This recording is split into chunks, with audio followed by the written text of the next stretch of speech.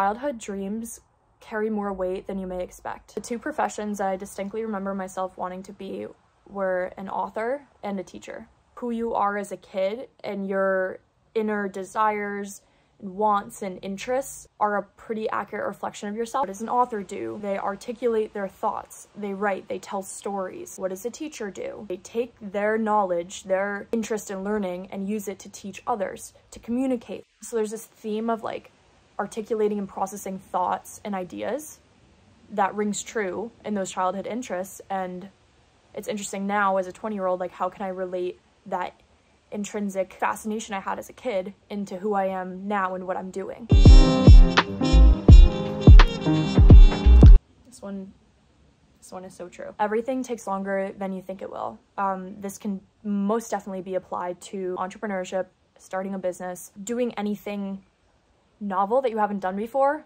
I'm gonna mostly relate it to the entrepreneurial concept, but it's honestly, it's so true. One of my weaknesses is being naively optimistic about deadlines. If I think that something's going to be done in 4 days or I can get X done in a week, it's good to set like a buffer. So like maybe let me times that by 1.2 or like maybe 1.5, and then that's going to be a more realistic deadline. I'll always try to leave in room for things going wrong because life throws curveballs at you. You have to adapt. Again, it's just this one iterative cycle. Your idols, celebrities, professional athletes, executives, they're literally just people at the end of the day. Get how it can be easy to put someone that you look up to on a pedestal. It's incredible. When I meet these types of people in business, question I love to ask, do you ever struggle with imposter syndrome? Because that's just a really interesting concept to me.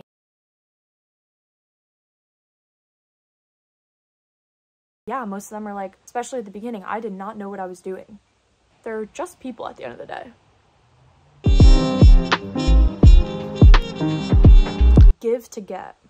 You have to put in effort. You have to put in those sacrifices to get the reward. I have a great relationship with my mentor. I give him the time of day.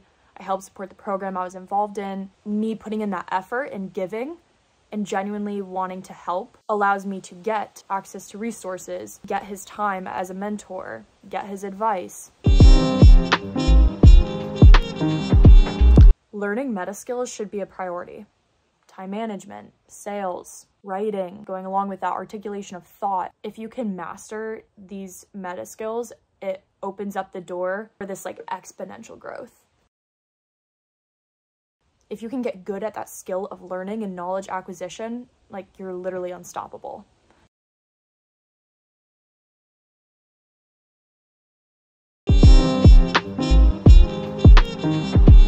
Where you spend your money often aligns with your values. In a couple years, when I actually have money, it's going to be even more important how I spend it. I think spending $100 a month on a gym is worth it because fitness is a priority in my life. When I'm investing in my health and going to the gym 6 times a week, it probably works out to less than a cup of coffee a day. It seems like a lot of that money stuff comes down to value alignment.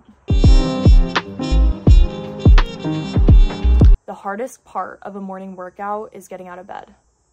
I believe in this wholeheartedly. I am not a morning person, I'm a night person, but lately I've been transitioning to wake up in the morning early to work out, and waking up sucks. Like you just want to roll back in your covers and go to sleep.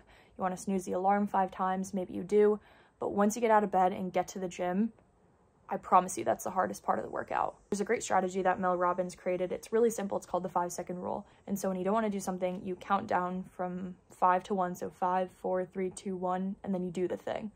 It sounds like a super simple concept, but if you can apply that to like waking up and getting out of bed to get to the gym, once you get past that, like blue skies. Life isn't always fair. A tough pill to swallow, but it's just true. Someone close to you is going to get sick. You're not going to get a job you worked for. You're going to outwork someone and they're going to get a promotion. A relationship's going to go south. These things are just part of life. It's good to have control and intention over your life, but you also have to realize that like things happen that you have no control over, and it's more how you respond to them.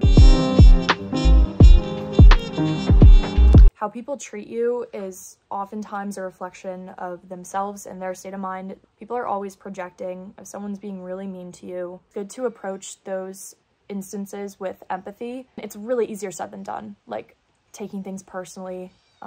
It's really hard to just say, oh, they're projecting and like, this isn't personal, because sometimes it feels really personal. They're struggling with something. I hope they feel better. I hope they work through it.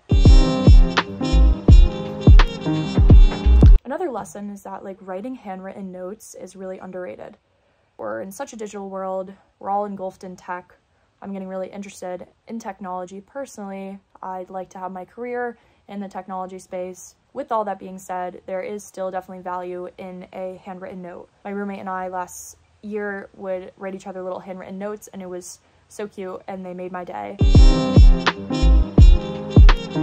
Handwritten notes just go the extra mile. When someone orders a copy of my mindset journal, I write them a handwritten note that goes in every order. It's a lot of labor on my part. It's not a scalable activity of my business, but it's really important, and I think it shows that you're going the extra mile. You're going to be able to innovate and find hidden opportunities when you can consume things more intentionally. Like, even if you're just consuming the day-to-day of life, be observant, listen to conversations, identify what problems you've had in your life that you haven't found an adequate solution for, or what problems your peers, your friends, your family are going through. I've always been a very curious and observant person, and I think that's served me well, especially in the entrepreneurial space, because it's helped me identify problems, connect ideas, bridge these gaps in the market, these problems, and really like get to a solution. Because if you're not observant and reflective about what's happening around you or inside your own head, then it's hard to like find hidden opportunities. Okay, last one. Things about yourself that you perceive as a weakness have some ultimate upsides. An interesting thing I've been reading is that most entrepreneurs and founders have some brain atypicality. A lot of founders have ADHD or OCD, maybe they're on the spectrum, and that's just a good example to show like ADHD, there are downsides. You struggle with staying attentive. It's hard to focus for long periods of time, but it also can help you generate ideas at a more rapid pace than other people can, even in a less clinical context. Throughout high school, I liked most classes, and so as I got to college, it was really tough for me to narrow in on a major. You know, some of my peers are like, they wanted to be a doctor since they were 3, and then they were great at science and terrible at English in high school, and now they're on the pre-med track. They're great programmers, they're pre-med, whatever, and they're very left brain. And then there's other people who can't work with numbers, but they're very creative. They do art as a hobby, maybe they're a writing, English major, whatever. I feel like I've always been a split of right brain and left brain. I like being analytical. I liked math in high school for the most part. Algebra and calc were definitely better than geometry, but I also really like being creative, and I've always enjoyed writing, articulating thoughts. Starting college, I viewed that as like a weakness and something that I should fix because I can't figure out my major and I'm just indecisive and I don't know what I'm doing. There's some pros to that. I think that me being interested in a multitude of things like stoicism and linguistics and neuroscience and history, it's like I'm able to have this macro, like multidisciplinary lens where I can connect concepts, bridge concepts, and use both sides of my brain to try to innovate. Those analytical and creative sides of me like can work together in conjunction. I now view it as this asset that I have can give me this unique perspective. Please like this video and subscribe if it added value to your life, and comment down below. I want to hear what you guys thought of the lessons. Were there any that really resonated with you? Let me know if you want me to dive deeper into one of the lessons, because I definitely have some type of anecdote or story or study or whatever that I can talk about in more depth. I love talking about this stuff. Here's to a new decade, and I'll see you next time.